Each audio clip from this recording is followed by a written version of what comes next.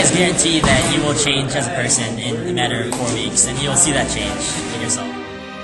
This is the kind of thing that we should be learning in school.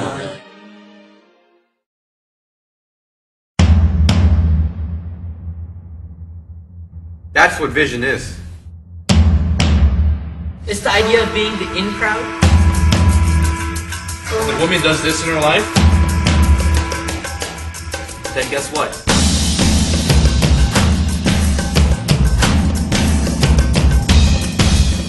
Don't even think about it, just come in here.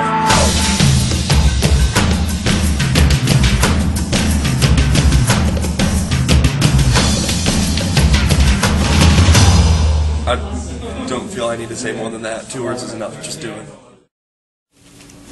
Hey, welcome everyone. My name is Infinity, and I bet that a lot of you guys are really good at math. I mean, you have I because you're engineers, you're doctors, you're business. I don't know about the RST, maybe, but you guys are probably really good at math, and you learned that from a young age that you got good at math by practicing, by learning, by doing it over and over again. You didn't just come busting out of your mom's womb saying 1 plus 2 is 3. No, you had to learn that. You had to repeat that, and learn it over and over again. And we've always been taught that these scientific things are learned, and you can't do it unless you learn it. But then for some reason, we go under this impression that our social lives and the way that we deal with people are natural and that they're unlearned. And if we're not good with girls, or we're not good with guys, or just interacting with people in general, that it's just ourselves, that we're more shy people. Well, in reality, along with myself and some of the people in front of me that are going to be coming up later, we've been learning for the past 5 years how to develop these skills. We've been practicing them. We've mastered how to interact with people, and especially with women. Some of the other people that are going to be presenting have only been learning this for the past 5 months, which just shows that now that we're on the same stage, it is learnable. I want to let you know that it is possible to live the life you want to live and be the person that you want to be, that you can be that fun person that you want to be around. So today, we're going to show you how to become that person that you yourself want to be around.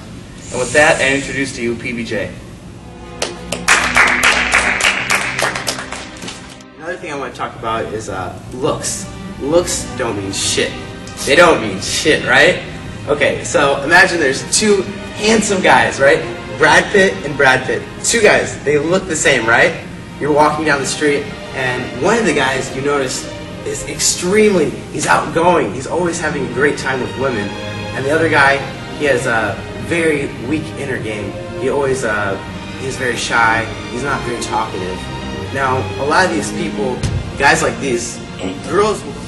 So most importantly, when you're trying to buy her love, this is what you're saying to her. You're throwing out cheesy lines basically. It's like, wow, you look so beautiful, your eyes are stunning.